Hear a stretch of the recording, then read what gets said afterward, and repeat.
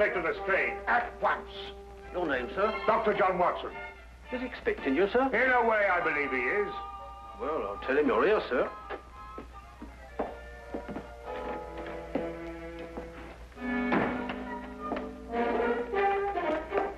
You can go in, sir. Ah, Dr. Watson, I didn't expect to have the pleasure of seeing you again so soon. Will you kindly read that? What is it? Read it. Oh. Yes, sir. Oh. I think it's disgraceful, sir. Absolutely disgraceful. What? Yes, and I'm glad you're here so that I can tell it to you personally. Why, you and I both know that it was Sherlock Holmes who solved the Cunningham case.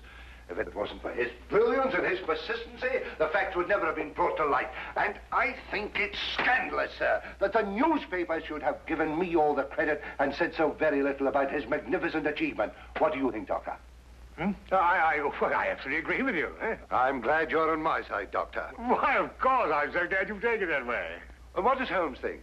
Oh, he doesn't mind. You know, he doesn't care who gets the credit. Oh, dear old Holmes, such a modest fellow. Yes, well, look, you must give him my kind regards. Yes. And tell him that, although I know he doesn't think anything about it, I intend to get the newspapers to get the facts straight. Well, that's very good of you, Inspector. What's Holmes doing these days? Well, the last time I saw him, he was playing about with a lot of ink smudges and talking about the prints that fingers make. No.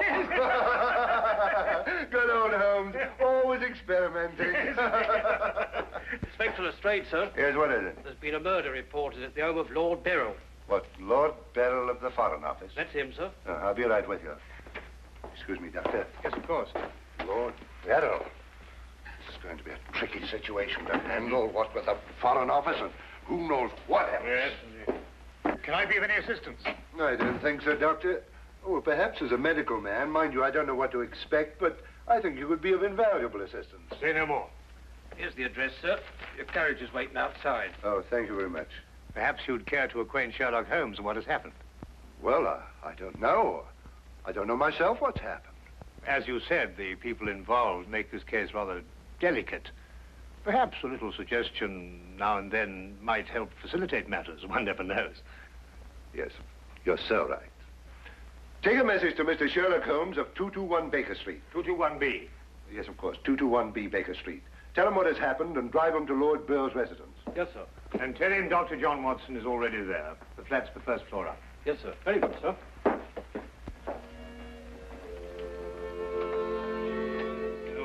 221B Baker Street.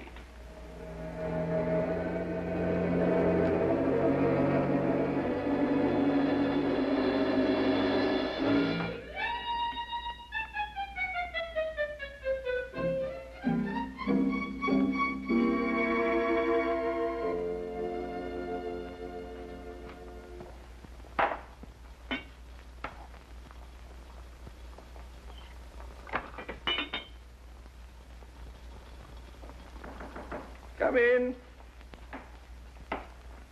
Excuse me, Mr. Holmes. Yes? A message for you, sir. Mm-hmm. There's been a murder committed at the home of Lord Beryl. Inspector Lestrade and Dr. Watson have already gone there. Thank you. Would you care to have some tea? Some tea, sir? Yes. Is that what you're making? Oh, come along. Come and have a look at this.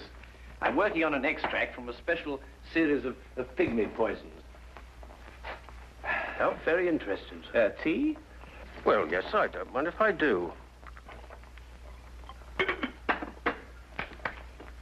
You take milk? Yes, sir, please, sir, if I may. Splendid. Sugar? Thank you, sir. Where did I put that sugar? That's it. It's right here. Help yourself. Thank you, sir. So.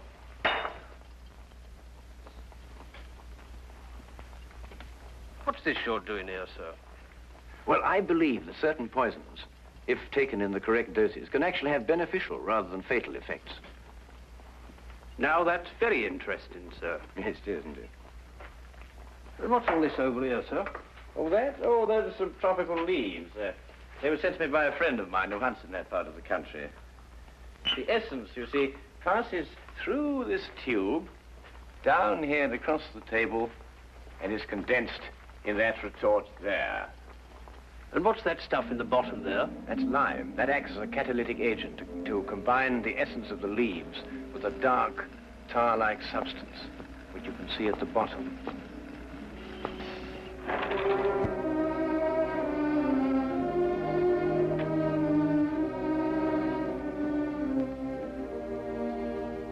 Inspector Lestrade, I demand to see my wife. You've kept me waiting half an hour, and now I should like an explanation. Of course, you're entitled to one, sir. You know that Karl Oberstein was murdered in your study. I was informed of that, and it is a tragedy, of course. But I still don't see that is... Lord Beryl, your wife has confessed to shooting him. What?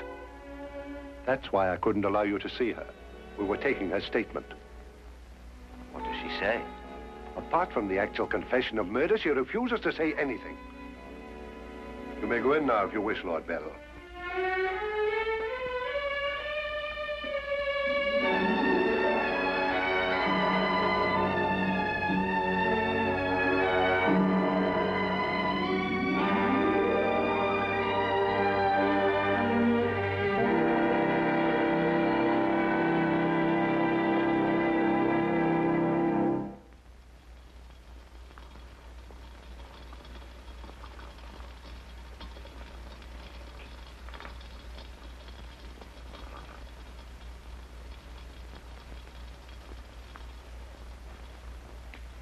What's that you're putting in now, sir? Well, it's a form of acid dye.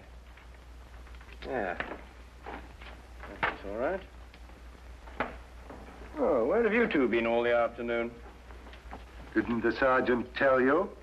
Oh, yes, I remember. There was a murder somewhere. Was it interesting? No, Mr. DeWitt. Uh-huh. Well, Lestrade, come and have a whiskey and soda. Whiskey and soda, Lestrade. Oh, I don't know. I'll be off duty in 5 minutes. Yes, I think that'd be all right. Meat for me. Well, sit down if you can find yourself a place. There you go. yes, well, I think we can leave that to boil for a little while now. Now, gentlemen, what's the problem? Who was murdered? A man named Karl Oberstein. Oberstein. Oberstein. Oh, yes, I remember. An Austrian chap. He was originally, but of course, for a number of years, he's been a freelance agent. Mm-hmm. Buying and selling anything he can get his hands on, eh? But his hands in a bit too much this time. Lady Beryl shot him. Holt Smith, 38. Oh, really? It was a nasty bit then. I examined the body before it was removed. Entire back of the head gone. Instantaneous death, of course. Did you find the bullet? No, the police surgeon will do that. It hadn't come out. Yes, and that shot in the back of the head removes any possible chance Lady Beryl may have had of claiming self-defense. You're off duty now, aren't you, Wilkins? Yes, sir. You may go home. Thank you, sir. It's been a pleasure working for you this afternoon, Mr. Holmes. Like to know how it all turns out. I'll let you know. Thank you, sir. Good afternoon, sir. I feel sorry for Lord Beryl. There'll be quite a scandal when this appears in the papers. Yes, there certainly will be. I wonder why Lady Beryl lied to you. What nationality was Lady Beryl originally? Well, she was born in Austria, although she was brought up in America. She's been here in England for the past 5 years, since her marriage, you know. It's a shame a woman like her has to remain in prison. Still, she might decide to tell you...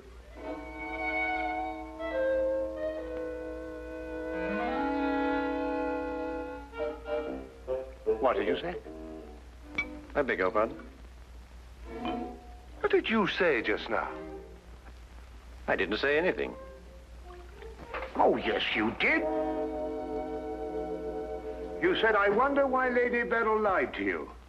Oh, that. Yes, what did you mean? Nothing, except, of course, that Lady Beryl didn't shoot this chap Oberstein at all. But she confessed to it.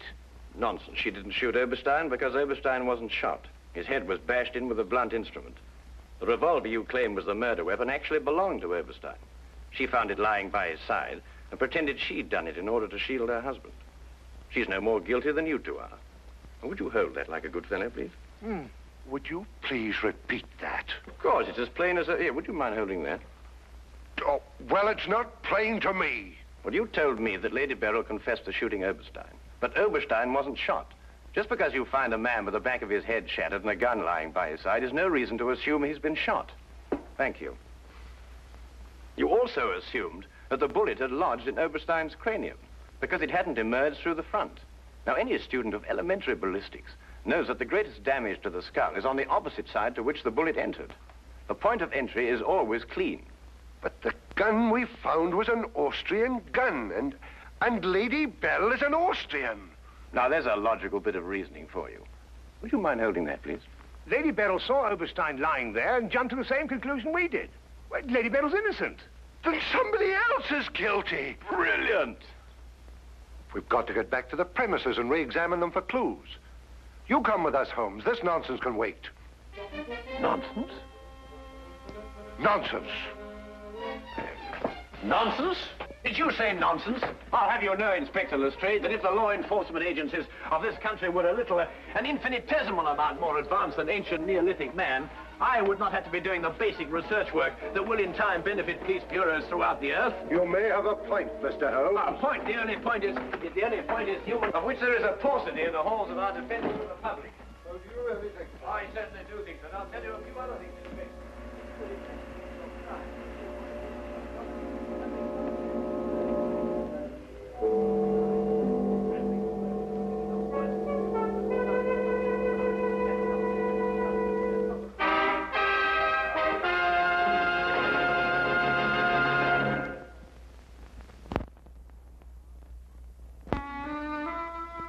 And now we return to the case of Lady Beryl. Yes, is to be dependent 90% on a good memory. Details, Lestrade, those are the things. She's in here, and normally I'd detain her for confessing to a crime she didn't commit, but, well, what with the Foreign Office and all that, I don't believe I will. No, Lestrade, you don't want to hold her. Much easier to solve the crime if she's out. Exactly. Inspector Lestrade.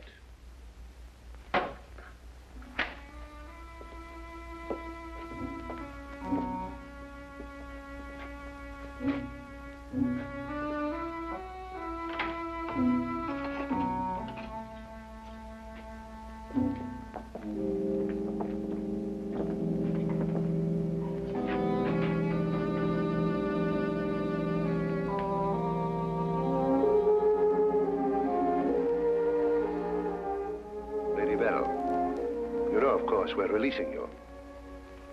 So I understand. Do you know why? No. We've been able to prove that you didn't commit this murder you confessed to. I see. We would, however, like an explanation as to why you confessed to this crime.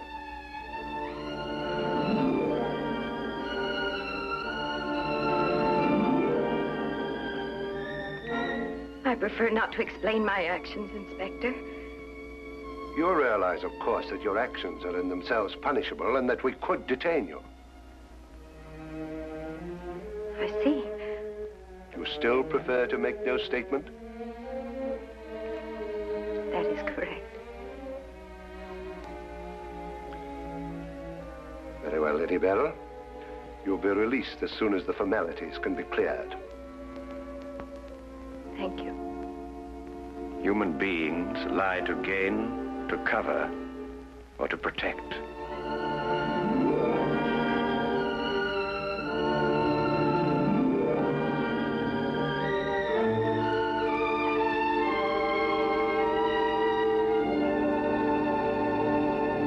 I don't know how to thank you, Mr. Holmes. Please consider me forever in your debt. Not at all.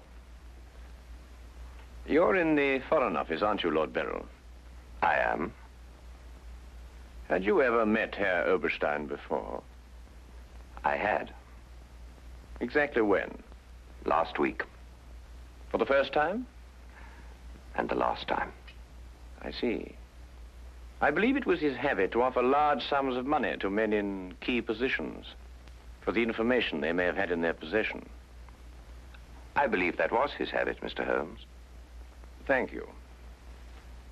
Oh, Lord Beryl, while your wife is on her way here, I wonder if I might look at the premises of the crime. Well, of course, of course. It happened in the study. With your permission. My house is yours, sir. Thank you.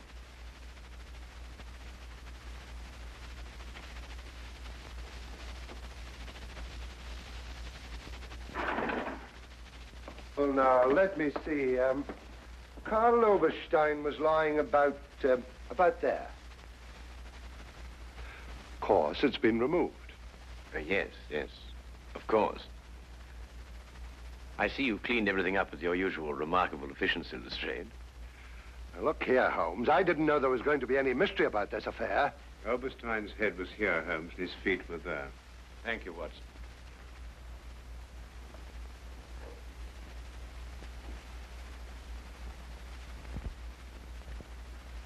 Where was the gun lying? To the left of the body. Nearer the head or the feet? Nearer the head. Was Oberstein face up or down? Face up. I had to turn him over to examine him. Has there been any effort made to gain forceful entry into the house? Well, none was reported. What? Lord Beryl, do you use glasses when you read? Yes, I do. These? Are they your only pair? Yes. Who first discovered the body? I believe my secretary. Is he here? Yes. I'll call him. Thank you.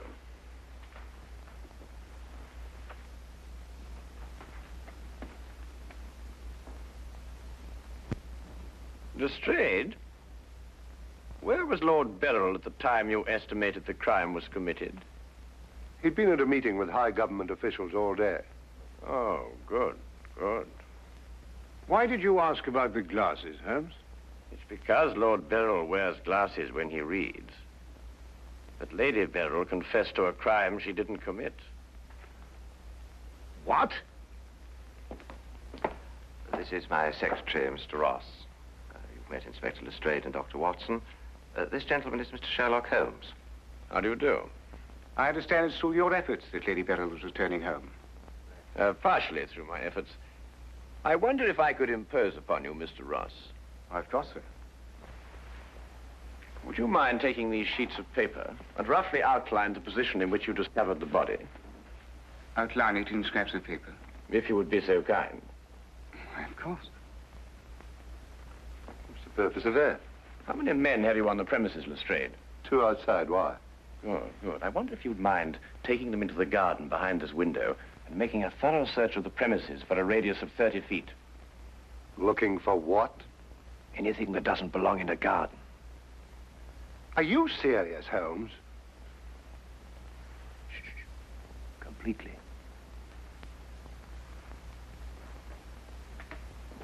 Let's got him out of our way. Have you examined your safe, Lord Beryl? I have, Mr. Holmes. All my papers are intact. Excellent, excellent. Does Mr. Ross have the combination to your safe? Yes? There's been no question of robbery. Of course not, Ross. One must ask these questions in an investigation. Of course. Good afternoon, Lady Beryl.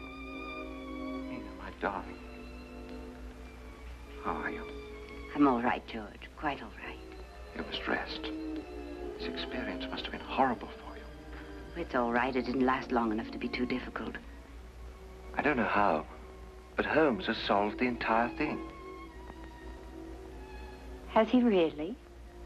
Not entirely, Lady Beryl. Not yet. Do you expect to? I can only hope to. Mr. Holmes, if there's anything I can do to help.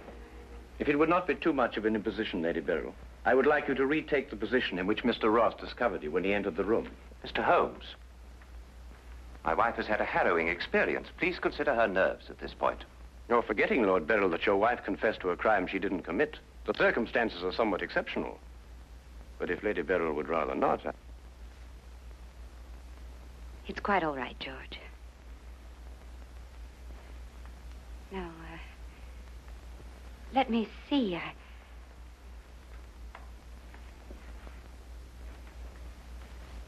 I was standing here. Exactly there? I believe so. Mr. Ross, are you quite certain that that is the position in which Lady Beryl was standing? Well, if you'll pardon my saying so, Lady Beryl, just for the sake of accuracy, you understand, I believe you were standing just a bit further to your left. A little to your left, Lady Beryl. Like that? Yes, I'd say right there. Good. Now, Lady Beryl had a revolver in her hand. Mr. Holmes. That is correct. In which hand? My right hand. Mr. Ross? That's right. Lady Beryl's right hand. Lord Beryl, do you happen to have a revolver in the house? Yes, I have. May I have it? I'm not going to ask my wife to... Yes, I am. If your wife has no objection. Of course she has objections. I have no objections, Mr. Holmes.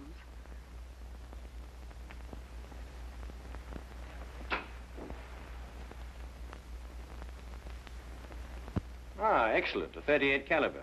Do you notice, Watson, that it's patterned very closely after the Schmidt-Holtz, the revolver in question? Lady Beryl, is that the way you held it? I believe so. Mr. Ross? Yes, it was like that. Mr. Ross, I'd like you to think very hard. A great deal depends on what you're going to say now. As far as you can remember, that was the position of Herr Oberstein's body? Yes. And where in relation to Herr Oberstein's body and Lady Beryl were the broken eyeglasses? Over there. There? Yes.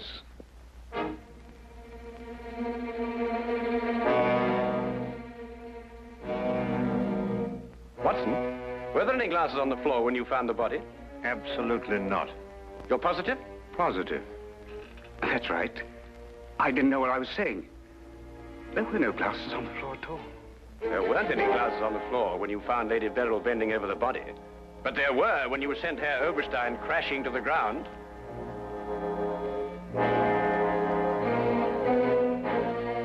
Before you run, Mr. Ross, look at Lady Beryl. I don't understand this, Mr. Holmes. Oh, very simple, really. Herr Oberstein approached you with an offer to buy Foreign Office secrets. You threw him out. Then Ross contacted him, prepared to sell him the secrets. Well, there's nothing missing from the safe. Of course not. If you sold anything, you'd have been found out. Herr Oberstein came here expecting to buy. You opened the safe, showed him the papers he wanted. He put his glasses on to examine them. And then when he paid you, you smashed his skull in. He fell, breaking his glasses. His revolver dropped from his pocket. Then you replaced the papers, pocketed the money, and left. It's a lie. Why, you filthy... The unfortunate point occurred when Lady Beryl discovered the body. You read the evidence incorrectly. I thought the gun was my husband's. Similar, but not the same. And the glasses. A very common variety of frame. You gathered up the pieces, except a few fragments, and threw the frames away. Yes. Then you lied to protect your husband. Yes. Nina. Brilliant, Holmes. Absolutely brilliant. Thank you, Watson.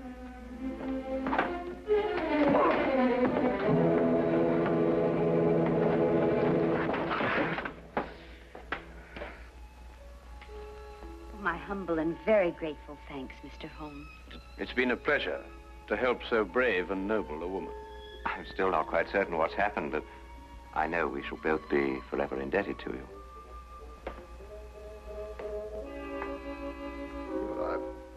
Searched the whole garden, Holmes. Couldn't find anything but this old pair of glasses. They're broken at that. Really?